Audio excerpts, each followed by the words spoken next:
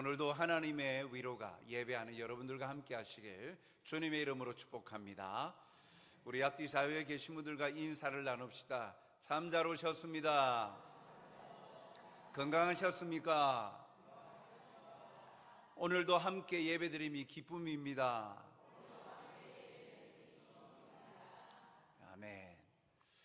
오늘은 형통케 하는 삶이라는 제목으로 함께 말씀을 나누고자 합니다.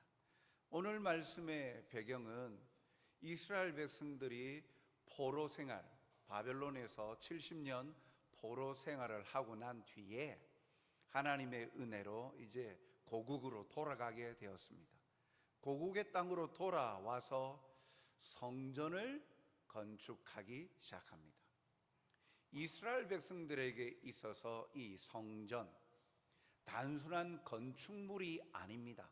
건축물을 넘어서 이스라엘 백성들에게 이 성전은 그들이 존재하는 이유와 정체성을 나타냅니다.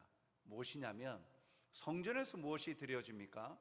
제사가 드려지지요. 그들의 죄가 사함을 받고 용서함을 받고 하나님의 은혜를 입는, 그래서 하나님과의 관계가 이어져 갑니다. 즉 다른 민족에서는 발견할 수 없는 하나님을 신앙하는 하나님 중심 공동체, 예배 중심 공동체임을 나타내는 것이죠. 그래서 이스라엘 백성들에게 제사를 빼고는, 그들의 특징을, 하나님께 제사 드리는 그 삶을 빼고는 그들을 온전히 설명할 수가 없습니다. 하나님 중심 공동체, 예배 중심 공동체의 특징이 바로 이들의 특징이죠. 그들의 삶에서 제사가 없으면, 예배가 없으면 아무런 의미가 없는 것입니다. 그것이 드려지는 곳 성전, 하나님의 임재의 상징이자 그곳에서 자신들의 지은 죄가 용서함을 받는 은혜가 베풀어지는 장소, 그렇기에 날마다 새로워지고 또 소망 가운데 살아가게 되어집니다. 그렇기 때문에 단순한 건축물의 개념으로 끝나지 아니하고 앞으로 그들이 어떤 삶을 사는 것이 참 복된 것인가, 그리고 무엇을 잃지 말아야 하는가 하는 것을 보여주는 것이 바로 이 성전이죠. 그래서 이들은 성전 건축을 시작합니다. 이제 폐허가 되어진 땅에 성전 건축을 시작하면서 다시금 새롭게 하나님의 거룩한 백성답게 제사장 나라로서 살아가고자 한 것이죠. 그런데 오늘 이 성전 건축하는 이 과정들 속에서 이 성전 건축을 방해하는 세력들이 있습니다. 그 첫 번째는 사마리아인들입니다. 왜 이 사마리아인들이 그 이 건축을 방해할까?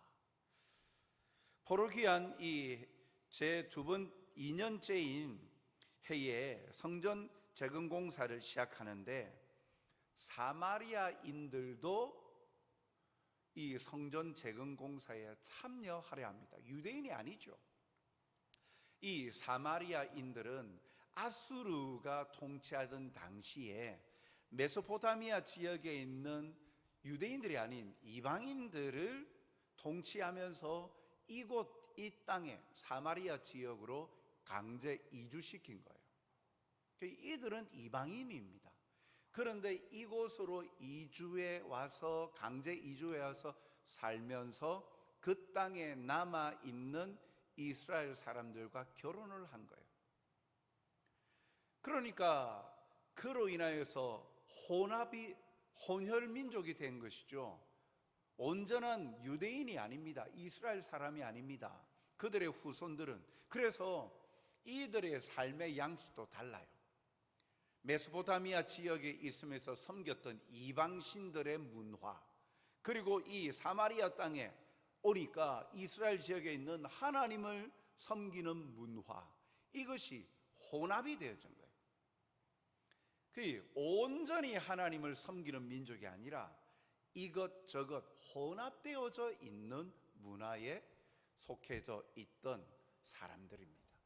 그런데 이들이 이제 본국으로 돌아온 유대인들이 성전을 짓겠다 그러니까 자기들도 참여해달라는 거죠. 그 속에는 자기들의 입지를 살리고자 하는 의도도 담겨 있습니다.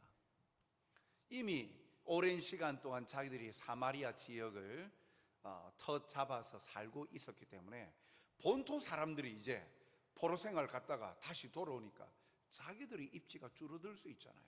본토 민족들이니까 이 사람들이. 그래서 화합도 할 겸 타협도 할 겸 자기들도 성전 건축하는데 참여하겠다 그렇게 이야기했지만 유대 지도자들이 거부합니다. 허락하지 않습니다. 왜냐하면 이들은 혼혈민족이고 이들의 신앙도 정통 신앙이 아니죠. 이방신도 섬기고 하나님도 섬기고 흔히 말하는 다신교처럼 그런 문화를 가진 자들이 거룩하신 하나님, 이 성전이 그냥 건축물이 아니라 이 이스라엘 백성들에게는 굉장한 정체성의 중심이 되는 거룩한 이 성전을 짓는 것인데 여기에 이들이 다른 특별한 의도를 가지고 들어온 자들이 혼합되어져서 짓는다 용인할 수 없는 것이죠. 그들이 순수한 목적이 아니기 때문이죠. 거절해버립니다. 그러니까 그 거부당하자 이들이 돌연 바뀌어서 성전 건축을 방해하기 시작합니다. 에스라 4장 4절에 보면 이로부터 그 땅 백성이 사마리아인들이죠. 유다 백성의 손을 약하게 하여 그 건축을 방해하되 방해를 시작합니다. 어떻게 해요? 얼마 동안? 4장 5절에 보면 바사왕 고레스의 시대부터 바사왕 다리오가 즉위할 때까지 관리들에게 뇌물을 주어 그 계획을 막았다. 성전을 짓는 걸 막았다. 이 기간은요 약 14년여가 되는 거예요. 14년, 15년 동안 줄기차게 성전을 못 짓도록 관리들에게 뇌물을 주어가면서 성전 공사가 중단되게 만들었어요.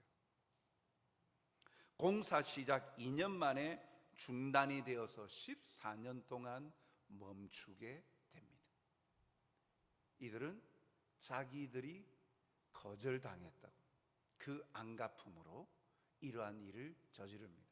그리고 또한 강서편 총독이었던 이 다뜨네와 같은 이 무리들이 성전 건축에 대해서 반역으로 판단합니다. 에스라 5장 3절에 보면 그때에 유브라데강 건너편 총독 다뜨네와 스달보스네와 그들의 동관들이 다 나와 그들에게 이르되 누가 너희에게 명령하여 이 성전을 건축하고 이 성곽을 마치게 하였느냐. 사마리아인들이 막았던 시점하고는 좀 거리가 있습니다. 후반부입니다. 후반부쯤에 관리들까지 나와서 이것을 불손한 의도로 본 거예요. 왜냐하면 이때의 총독은 이 페르시아 나라, 그 세계 역사인 페르시아, 성경에는 메데 바사 나라, 이 바사 나라의 총독 관리였어요. 그런데 이 나라가 바빌론을 무너뜨리고 새로운 왕국이 시작되어지고 하는 이 여러 가지 시점이 되다 보니까 여러 가지 온 나라가 반란이 들끓어요. 그러니까 이 총독의 일은 각 자기가 담당하는 지역의 정세를 끊임없이 쉴 새 없이 보고하는 거예요. 그래서 거기에 또 다른 반란이 일어나지 아니하나 살펴보면서 보고를 하는 거예요. 그런데 이 보니까 성전 건축을 하는데 일반적인 건축물이 아닌 거죠. 끊임없이 뭔가 지으려고 하고 지대가 놓여져 있으니까 이건 자기가 볼 때는 반역이다. 다시금 포로 귀환했던 이들이 뭔가 건축물을 짓는데 성전이라고 한다. 뭔가 핵심되는 건물을 짓고 결국 그 의도가 뭘까? 정권 찬탈을 하려고 하는 반역이다. 불손한 의도로 보아서 왕에게 고소장을 보내는 거예요. 왕이시여 한번 살펴보십시오. 이들이 말하기를 우리 초대왕 고레스 왕이 짓게 허락해줬다 라고 이야기를 하는데 아무래도 꿍꿍이가 있는 것 같습니다. 그래서 고소장을 날리면서 주도 면밀하게 살펴봅니다. 에스라 5장 17절 하반절을 보면 왕은 이 일에 대하여 왕의 기쁘신 뜻을 우리에게 보이소서, 고소장을 나면서 한번 살펴봐 주십시오 하는 겁니다. 사랑하는 성도 여러분, 우리에게 있어서도 이스라엘 민족들에게 성전과 같이 우리에게 있어서도 우리 정체성에 중요한 것을 우리는 하고자 하는데 그것을 못하게 하고 방해하는 세력들이 있죠. 비난하고 조롱하기도 하죠. 이 땅에서 살아가는 신앙인들에게 참으로 세상은 참 호락호락하지 아니하고 때때로 우리를 아무런 이유 없이 비난하고 조롱하고 핍박하고 박해합니다. 역사 속에서도 그러한 일들이 많이 나오죠. 성경에서도 그들은 어두움이기 때문에 빛을 싫어한다. 예수님도 너희가 내 이름으로 인하여 고난을 받을 것이다 라고 말합니다. 나는 아무런 해를 가하지 아니하였는데도 이 땅에서 하나님을 믿고 섬기는 삶을 살아갈 때 이러한 방해와 또 여러 가지 공격을 받을 때가 있다라는 것이죠. 그럴 때 하나님의 뜻대로 살아가려고 하는데도 집요하고 다양한 방식으로 가로막고 핍박이 일어날 때, 그럴 때 우리의 삶의 방식이 잘못되었나? 그렇게 생각할 수 있습니까? 지속적으로 반대가 엄습할 때는 아니 내가 이렇게 사는 게 맞나 하는 의구심이 들 때가 있죠. 당신들에게 어떠한 해코지도 하지 않았는데 왜 교회 다닌다고 예수님 믿는다고 그것 때문에 나를 박해하고 그리고 단절시키고 그리고 우리를 멀리하고 그러느냐, 이렇게 사는 게 맞나 싶은 의구심이 들 때도 있죠. 그러나 이런 상황에서도 온 세상의 주인 되신 하나님이 살아 계시기에 하나님의 일하심과 자기 백성을 지키시는 하나님의 역사가 있음을 의심하지 말아야 합니다. 주님도 우리에게 그렇게 말씀하셨기에 그러한 일들로 인하여 우리가 핍박을 받고 고난을 받을 것이다. 그러나 네가 잘못된 것이 아니라 내 이름으로 인하여 고난받을 것이다. 고난으로 인하여서 너희 삶이 잘못된 것이 아니다. 그러나 반드시 승리케 해 주신다라고 말씀합니다. 오늘도 이스라엘 백성들이 참으로 자기의 정체성대로 하나님을 믿는 하나님 중심, 예배 중심 공동체로서 살아가려고 하는데 그걸 방해하는 세력들 앞에 모든 것을 포기하고 말 것인가? 그런 위기의 순간에 놓여 있을 때 우리는 어떻게 해야 할까 하는 것을 오늘 말씀을 통해 보여주십니다. 그것은 이방인을 사용하여서라도 하나님의 역사를 이루어 가시는 하나님의 신실하심을 발견하게 됩니다. 잠시 멈추었던 이 성전 공사가 재개되어서 힘을 얻어 준공을 하게 되어집니다. 완공하게 되어집니다. 그 성전 건축을 불손한 의도로 판단하여서 총독이 고소장을 올렸는데 참 놀랍게도 이것이 오히려 이스라엘 민족의 백성들 입장에서 볼 때는 아니 사마리아인들이 끊임없이 뇌물 주어서 관리들이 아무것도 못하게 성전 건축도 못하게 법적으로 제재를 가하고 사회적으로 핍박하고 그래서 멈춰 있는데 거기다가 더 나아가서 총독마저도 너희들 반역 아니야? 이런 일들이 계속 쌓여질 때 이스라엘 민족들은 얼마나 힘들었겠습니까? 아니 하나님을 믿고 섬기겠다고 하는데 왜 하는 일마다 다 안 되지? 그들의 눈에는 방해하는 세력들로만 보이고 부정적으로 보였죠. 그런데 하나님께서는 이 총독을 들어서 어떻게 사용하시는가? 놀랍게 사용하십니다. 왜냐하면 이 고소장을 낸 총독으로 인해서 다리오 왕이, 그때 바사 나라 왕 다리오 왕이 움직이기 시작하는 거예요. 이 다리오 왕이 저 변방 이 이스라엘 다리오 왕 바사 나라가 통치하는 나라가 크죠. 그 가운데 어찌 보면 이 이스라엘은 변방일 수 있습니다. 중년 요충지이기도 하지만 변방이죠. 그런데 거기에서 총독이 고소장이 올라온 걸 보고 고레스 왕의 칙령으로 인해서 이들이 성전을 짓는다는데 한번 살펴봐 주십시오. 아무래도 불손합니다. 그걸 보고 그냥 뭐 그럴 수 있지 하고 그냥 배제시킬 수도 있는데, 나라가 혼란스러우니까 그것을 주목하여 보고 다시금 자기 신하들에게 한번 찾아봐라. 우리 초대왕 고레스 왕이 어떠한 명령을 내린 게 맞는지 찾아봐라.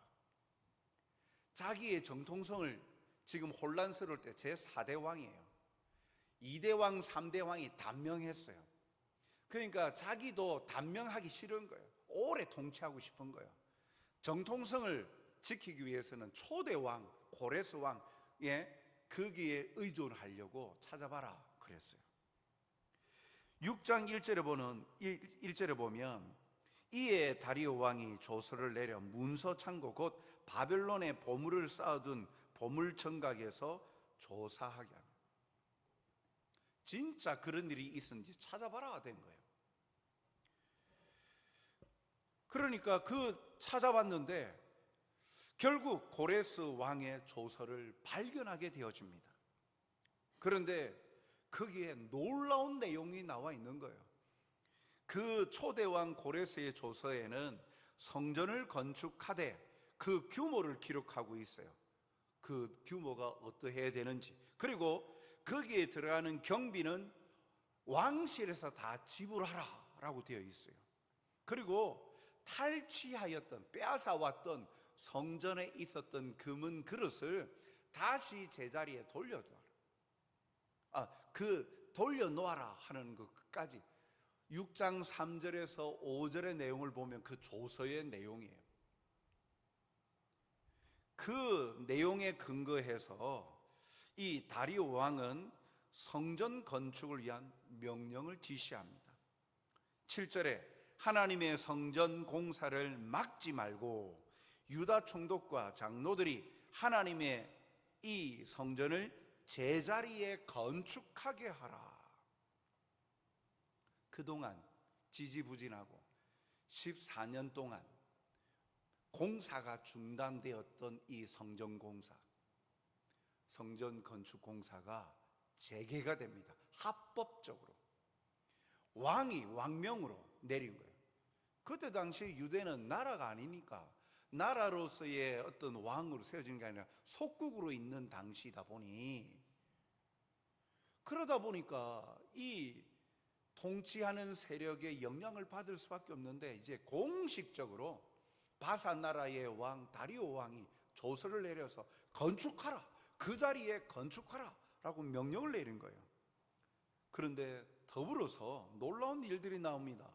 성전의 규모와 제사에 쓰여지는 제물까지도 왕실의 경비로 사용하여서 건축하라는 거예요. 6장 9절에 보면 또 그들이 필요로 하는 것 곧 하늘에 하나님께 드릴 번제의 수송아지와 순양과 어린 양과 또 말과 또 밀과 소금과 포도주와 기름을 예루살렘 제사장의 요구대로 어김없이 날마다 주어라. 8절에는 끊임없이 주어라.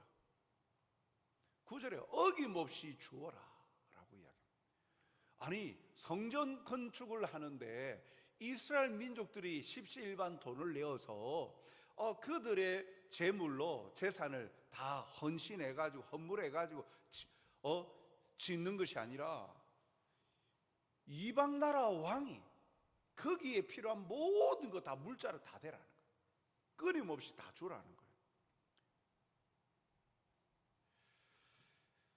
변방의 목소리에 세밀함으로 답변함으로써 이 지배자의 민심을 얻고자 하는 이 마음과 야욕이 다리오 왕에는 있었죠. 그런데 하나님이 이걸 사용하신 것이죠. 하나님은 이러한 부분까지 다리오 왕을 사용하셔서 이제 유다 백성들이 정당하게 성전 건축을 할 수 있게 되어지고 예배 드릴 수 있게 만드신 것이죠. 사랑하는 성도 여러분, 어느 누가 이렇게까지 왕의 비호를 받으며 성전 건축을 하리라 생각했겠습니까? 이스라엘 민족들이 그걸 생각했겠습니까? 끊임없이 주변 옆 동네 사마리아인들이, 거주민들이 공격해오고 방해하고 관리들까지 막고 그랬는데 왕이 직접 나서가지고 이렇게 할 줄 누가 알았겠습니까?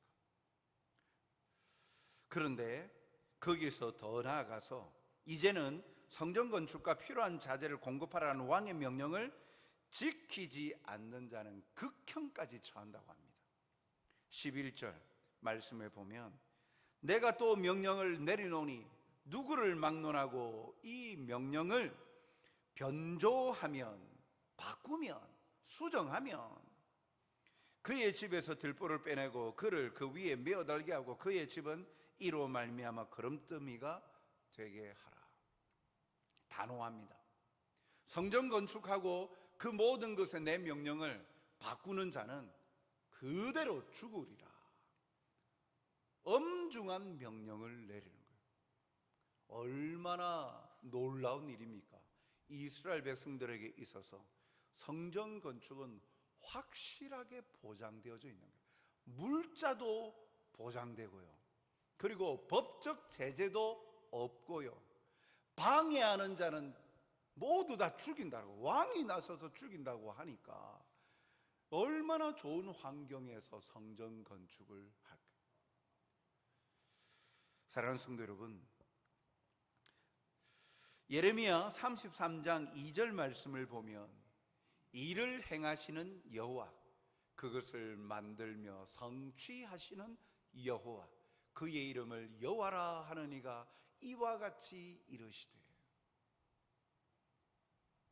살아 역사하시는 하나님, 반드시 그 일을 이루시는 하나님, 오늘도 우리가 믿는 아버지 하나님이심을 믿습니다.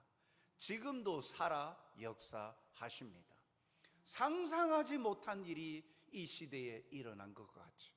오늘도 하나님은 살아계시기에 우리 눈앞에는 부정적이고 낙관할 수 없는 비관적인 상황일지라도 방해하는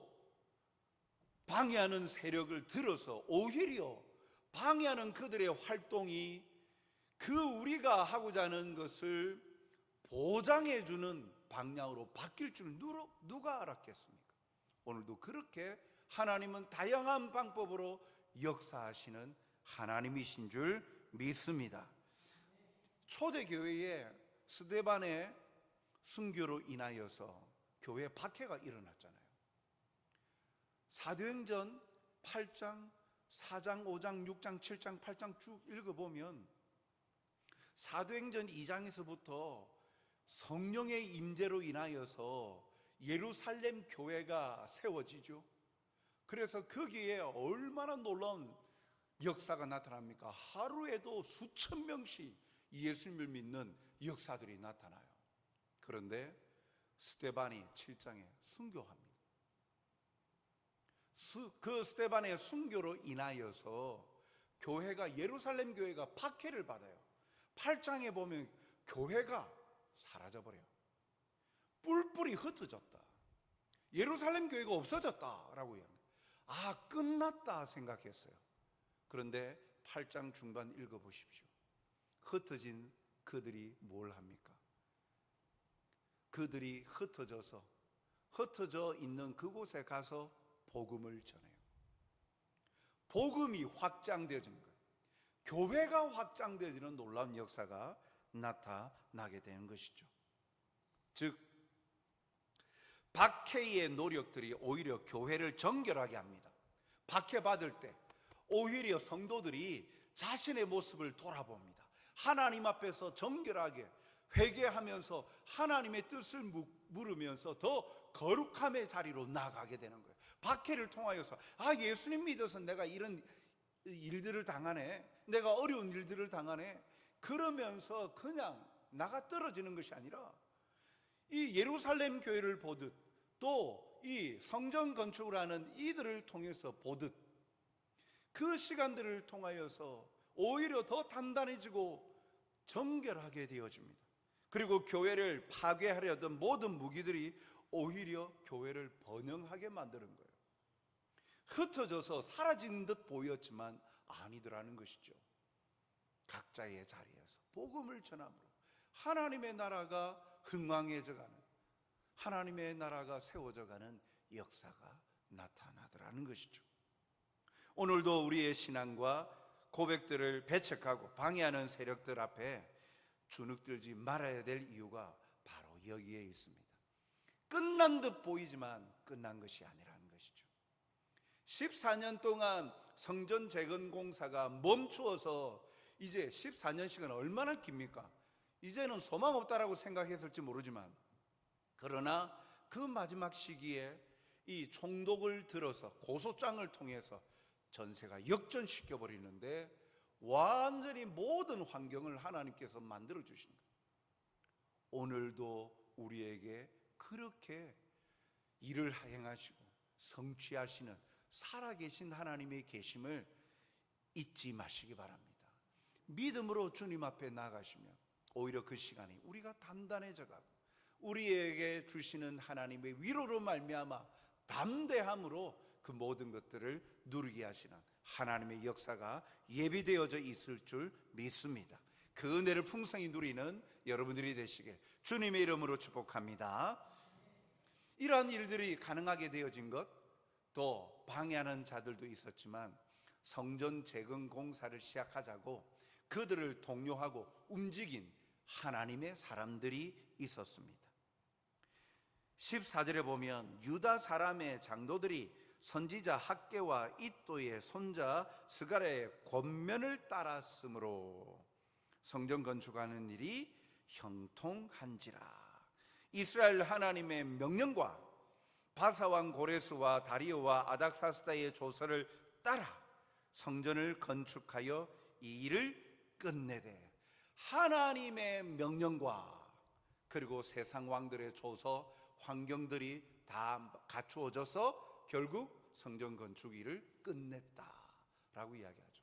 이 모든 일을 끝내는 일에 하나님의 선지자들의 말씀을 따라 모든 일들 가운데 하나님의 손에 쓰임받는 하나님의 사람들을 통해서 하나님은 역사하시고 기뻐하신다는 거죠.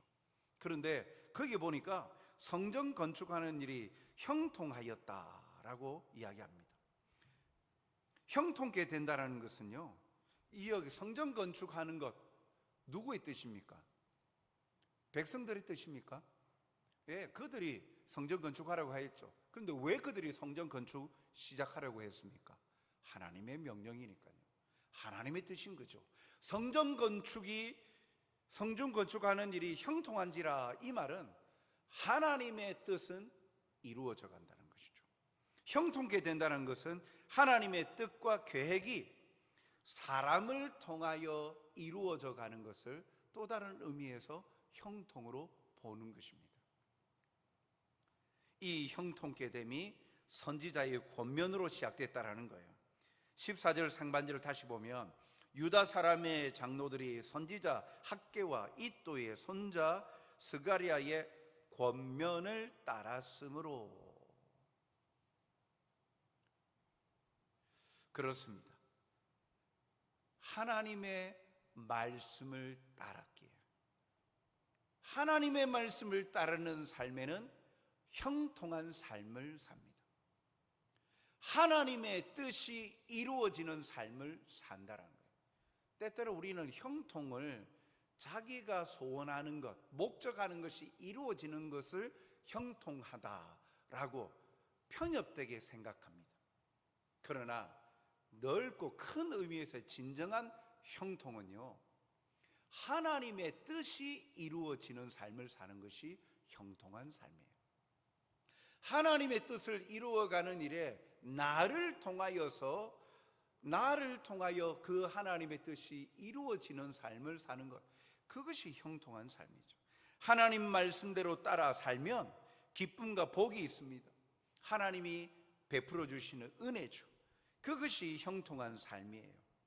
단순히 우리는 우리가 지금 해결하지 못한 것이 이루어지는 것을, 그래서 술술 잘 풀린다, 그래서 그것이 형통하다라고만 생각하는데, 그러나 더 큰 의미에서 하나님께서 우리에게 생명을 살려주시고 우리의 생명을 연장시켜 주시고 계시는 것은 우리를 향하신 하나님의 뜻이 있고 그 뜻을 이루실 때까지 우리를 사용하고 계시는 것이죠. 선지자의 고면으로 인하여 유다 백성들은 형통할 수밖에 없었어요.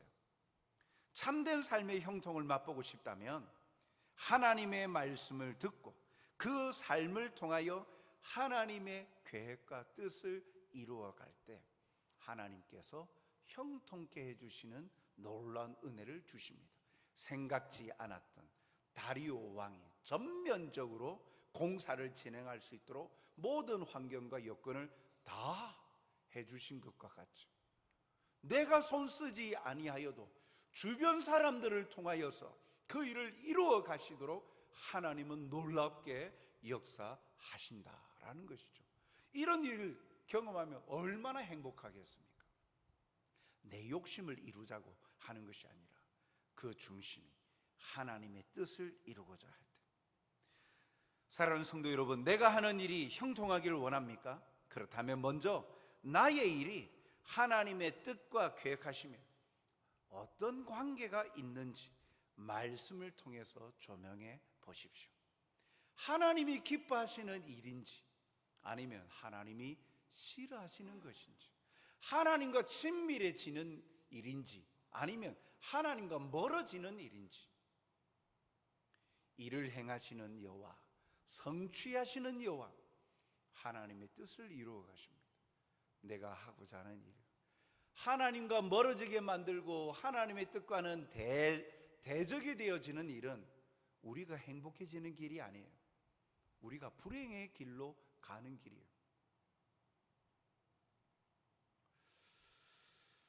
하나님의 말씀을 통해 하나님께서 말씀하시는 음성을 들어서 내 뜻이 이루어지는 것이 아니라 하나님의 뜻이 이루어지길 소원하는 자들에게 하나님은 성취케 하시는 기쁨을 그리고 복을 주신다라는 것이죠.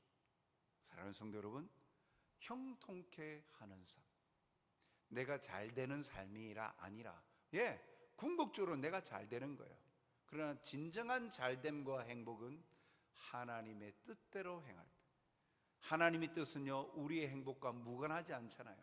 신명기 말씀을 통해서 너희 행복을 위하여 준 내 명령과 규례를 지킬지니 라고 말씀하시죠. 오늘도 이 약속의 말씀을 묵상하면서 혹여 우리의 삶에 번잡하고 해결 안 받지 못한 일들로 인하여 마음이 힘들고 또 아파하고 또 괴로움의 자리에 계십니까? 그렇다면 잠시 하나님을 바라보시기 바랍니다. 그리고 하나님 앞에서 하나님의 마음을 깨닫도록 기도해 보십시오. 하나님이 내가 진정한 행복이 뭘까요? 내가 뭘 원하시는 거예요? 기뻐하실까요? 내가 지금 하고자 하는 것이 하나님을 기쁘시게 하는 것인지 아니면 하나님이 싫어하는 것인지 확신케 하여 주시옵소서. 반드시 때가 되면 하나님의 방법과 하나님의 때에 이루어 가실 줄 믿습니다. 그러나 그 때를 깨달을 수 있도록, 붙잡을 수 있도록 깨어있게 하여 주시옵소서. 민감하게 반응하게 하여 주시옵소서. 나를 하나님 안에서, 주님 안에서 깨어있게 하여 주시어서 보여주시는 것 놓치지 아니하고 붙잡고 누리는 자가 되게 해 주시옵소서. 이러한 하나님과 함께하는 시간을 가져보십시오. 그러면 하나님께서 성령님, 내주하시는 성령님을 통하여 우리에게 감동케 해주시고 깨닫게 해주시고, 또 기다리라면 인내함으로 기쁨으로 기다리게 해주실 것이고, 그리고 붙잡을 것이 있다면 붙잡게 해 주실 것입니다. 더운 여름철 이러한 일들로 인하여서 번잡하지 않도록 하나님 안에서 형통케 되어지는, 그리하여 민감하게 깨어 반응하여서 예배하신 것들을 마음껏 먹고 누리는 저와 여러분이 되시길 주님의 이름으로 축복합니다. 사랑과 자비가 풍성하신 아버지 하나님, 오늘도 우리를 붙들어 주시고 우리에게 참된 위로와 생명의 말씀들을 통하여 무엇을 붙잡고 나아가야 될지 깨닫게 하여 주시니 감사합니다. 내 뜻과 내 생각이 하나님의 뜻보다 앞서가지 않게 하여 주시옵소서. 긴급한 일들로 인하여서 때때로 하나님을 찾지 아니하고 내가 가지고 있는 역량대로 발휘하고 행하려고 했던 연약한 모습들 회개하오니 용서하여 주시옵소서. 주님 앞에 엎드립니다. 구합니다. 간구합니다. 보여주시옵소서. 깨닫게 하여 주시옵소서. 회복되게 하여 주시옵소서. 비어져 있는 것들에 채우게 하여 주시고 버려야 할 것들을 버리게 하여 주시옵소서.